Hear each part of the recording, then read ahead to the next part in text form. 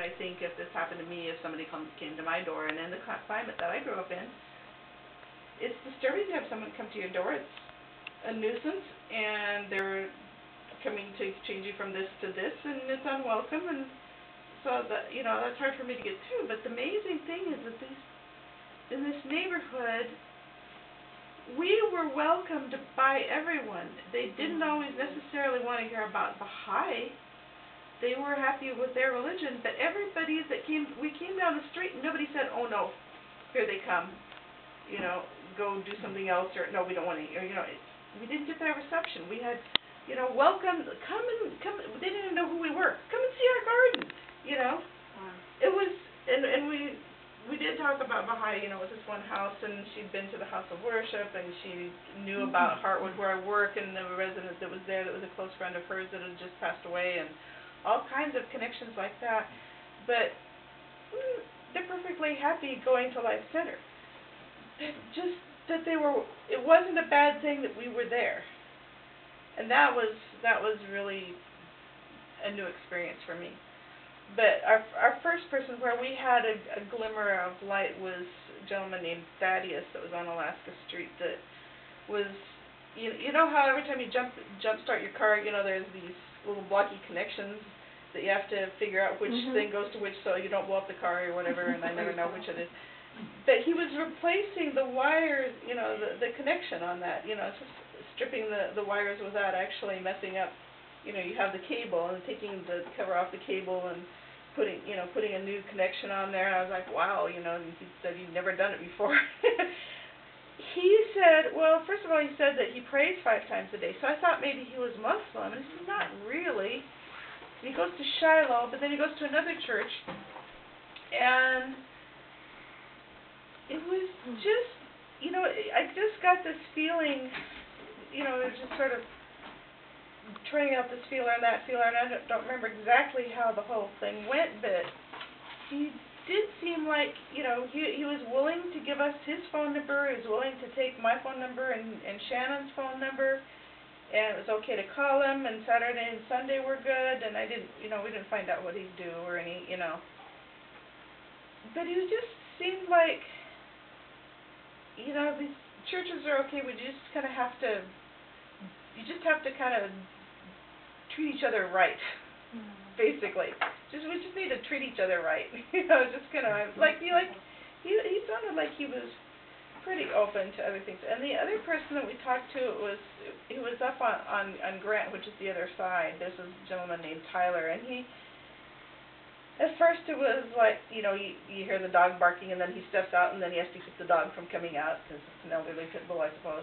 Anyway, he at first, you know, Shannon opened up, you know, something about how, you know, we're trying to, you know, unify neighborhoods, and we're into, you know, and got into Baha'i and how it was uniting the world and all this, and then he's like, you know, and we're gonna have like one common faith, or, you know, somehow that kind of thing. And he goes, how are you ever gonna do that? That's never gonna happen. You've got the, you know, the Christians and the Muslims and the Mormons, and they'll never come together. And I'm like, so then we kind of started talking about the common foundation of all religions, and I kind of jumped in and kind of gave, you know, kind of a basic how you have all the different, you know, religions and why they look so different, and why people kind of get crystallized in this one, this is how it is, and look at all the other religions with suspicion and all that. And I think he kind of sort of got it, and then he said, well, maybe I'll check it out on the internet. And I said, well, yeah, you want it, you know, he says, I have to be really careful. And I said, yeah, you really do need to be careful. And you need to check it out on the internet, you know, because we ended up giving him, you know, the card with the internet. And I said, but you also need to check out the Baha'is, because we could all be these, I don't remember the exact terminology, but I made Shannon laugh because, you know, we could all be these scurrilous, you know, sleazy scumbags or something, you know.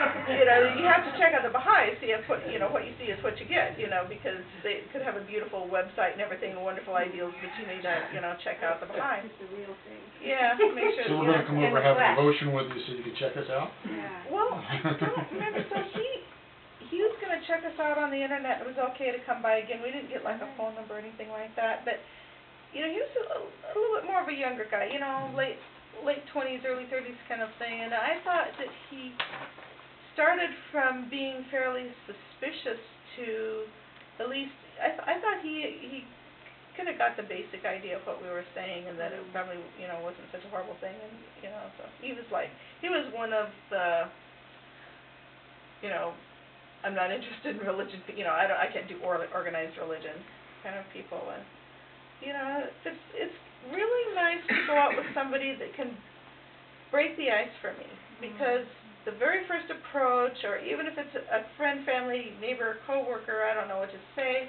but once the door is open, then I'm okay. Once the conversation is initiated and somebody's sort of gone through the original thing to open it up, that for me would be very stumbling, you know, once that sort of barrier is crossed, I'm okay, and I can jump in and teach like nobody's business. But it's the very first, what do you say when they open the door, that I'm just like, no, that's fine, you're doing great, just talking. But that was great. We did, I think, just real quick, we had a lady with, you know, red hair and a couple of really adorable kids in the piano, and the child was going to practice the piano and everything, and we ended up, I don't remember how it came about, that we gave her the Oh God Guide Me, we gave her the children's, you know, classes flyer and the card with the website. And I don't remember if it was because she had asked, do you have any flyers? Oh, and I think she was the one that said, oh, we said, Baha'i, oh yeah, I've heard of that. And you kind of get this clouded look, you know, family members of Baha'i, and then later we're like, well, who's your family member? My stepsister. It's this kind of a feeling of there's some kind of business there that we don't know what the history is, and maybe this person had gotten religion and wasn't as perfect as she thought she was going to be, what the deal was, or if she was annoying about it, or, you know, you don't know what the history is. But, you know, I didn't get the feeling she was really receptive, but she did, you know, let us take that material and everything. And it just But anyway, so we had a good time. There was. Oh, you leave thinking you're already connected. You know, you really long to go back to be with them. That's true. At least to keep the dialogue going. Yeah. Well, to be brutally honest, you know, I'd rather just always go and just be in my cave. But yeah. It's fun having the conversations once you have help getting the conversation started. It's a lot of fun.